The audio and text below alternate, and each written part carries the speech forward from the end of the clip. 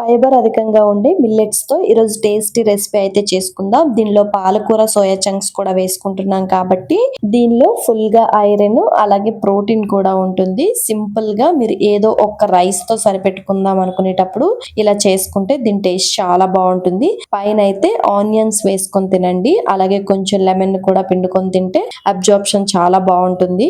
Millet rice తో పాటు best protein rice కూడా చూపిస్తాను. ఇది కూడా ప్రోటీన్ పుష్కలంగా లభిస్తుంది.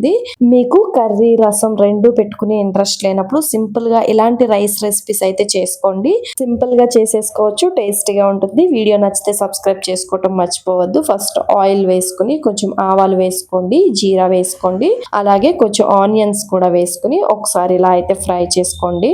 ఆనియన్స్ అనేవి లైట్ గా ఫ్రై అయితే సరిపోతుంది. పచ్చిమిర్చి అలాగే కొంచెం కరివేపాకు కూడా యాడ్ చేసుకోండి. ఈ టైంలో కరివేపాకు యాడ్ చేసుకున్నాక నానపెట్టుకున్న సోయా చంక్స్ ని యాడ్ చేసుకోండి.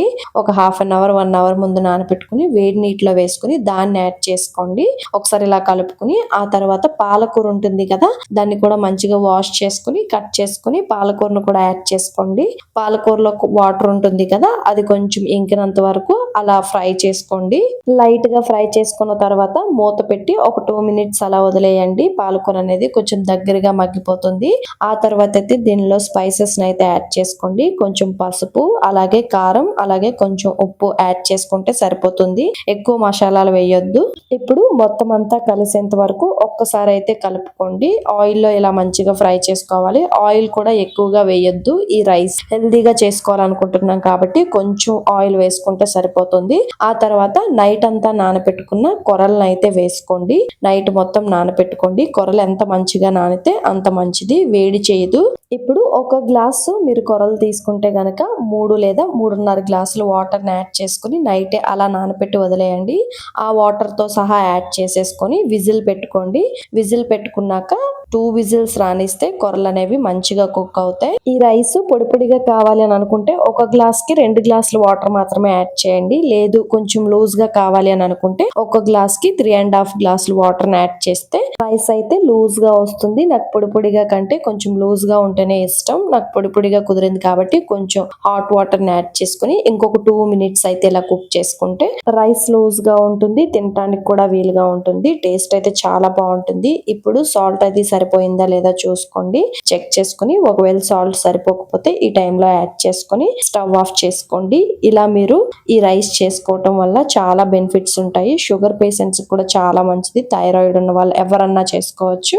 నెక్స్ట్ గ్రీన్ పీస్ బిర్యానీ అయితే సింపుల్ గా ఎలా చేయాలో ఇప్పుడు చూపిస్తాను. కాయగూరలు అవి ఇంట్లో లేనప్పుడు ఎక్కువ వంట చేయడానికి చిరాగ్గా ఉండేటప్పుడు ఇలాంటి రైస్ రెసిపీస్ అయితే మనకు చాలా యూజ్ అవుతాయి. ఇలాంటి రైస్ రెసిపీస్ మన ఛానల్లో చాలా ఉన్నాయి, చెక్ చేయండి. ఫస్ట్ అయితే ఈ రైస్ చేసుకోవడానికి ఆయిల్ వేసుకుని లైట్ గా స్పైసెస్ యాడ్ చేసుకోండి. పచ్చిమిర్చి, ఆనియన్స్ అలాగే గ్రీన్ పీస్ కూడా వేసుకుని ఒక్కసారి అయితే కలుపుకోండి. గ్రీన్ పీస్ అనేవి ఫ్రెష్ గా ఉండేవి తెచ్చుకొని మీరు ఒలుచుకొని అవి వేసుకోండి. దానిలో మంచి ప్రోటీన్ ఉంటుంది.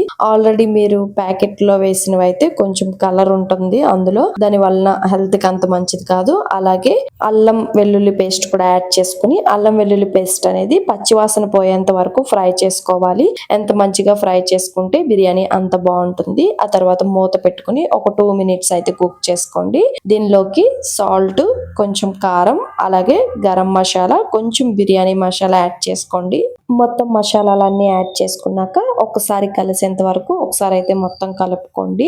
ఈ గ్రీన్ పీస్ కూడా ఈ లోపు మంచిగా ఫ్రై అవుతుంది. ఇలా మంచిగా ఫ్రై అయిన తర్వాత కొంచెం కర్డ్ అయితే యాడ్ చేసుకోండి. ఎక్కువ యాడ్ చేసుకోవద్దు, కొంచెం యాడ్ చేసుకుంటే సరిపోతుంది. కర్డ్ యాడ్ చేసుకున్నాక ఒక్కసారి కర్డ్ కరిగేంత వరకు ఒకసారి అయితే ఇలా కలుపుకోండి.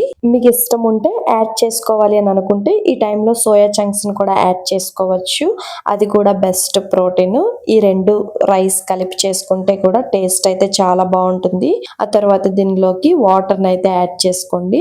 ఒక గ్లాస్ రైస్ తీసుకుంటే 2 గ్లాసులు వాటర్ అయితే యాడ్ చేసుకోండి. హాట్ వాటర్ యాడ్ చేసుకోండి. దాని వల్ల రైస్ అనేది పొడి పొడిగా కుక్ అవుతుంది. ఒకదానికొకటి అంటుకోకుండా ఇలా మూత పెట్టుకుని ఒక 10 మినిట్స్, ఒక 5 మినిట్స్ మీడియం ఫ్లేమ్ లో పెట్టి కుక్ చేసుకొని ఇంకొక 5 మినిట్స్ లో ఫ్లేమ్ లో పెట్టి కుక్ చేసుకుంటే రైస్ అనేది పర్ఫెక్ట్ గా రెడీ అవుతుంది.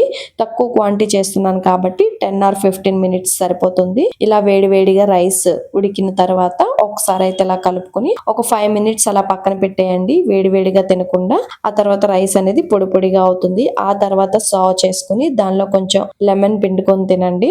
ఇలా లెమన్ పిండుకోవడం వల్ల ఏదైనా ఫుడ్ మనకి మంచిగా పట్టాలి అని అనుకుంటే కొంచెం లెమన్ పిండుకొని ఆ ఫుడ్ లో చల్లగా ఉండేటప్పుడు లెమన్ పిండుకొని తింటే మన బాడీకి మంచిగా పడుతుంది. మనం ఎంత మంచి ప్రోటీన్ ఆర్ ఫైబర్ ఫుడ్ తిన్నా కూడా అది మన బాడీ అబ్జర్వ్ చేసుకోకపోతే వేస్ట్ మనం తిన్నదంతా. ఈ వీడియో మీకు నచ్చితే గనుక సబ్స్క్రైబ్ చేసుకోవటం మర్చిపోవద్దు. ఒక్క లైక్ కూడా ఇవ్వండి. ట్రై చేసి ఎలా కుదిరిందో కమెంట్ చేయండి. బాయ్.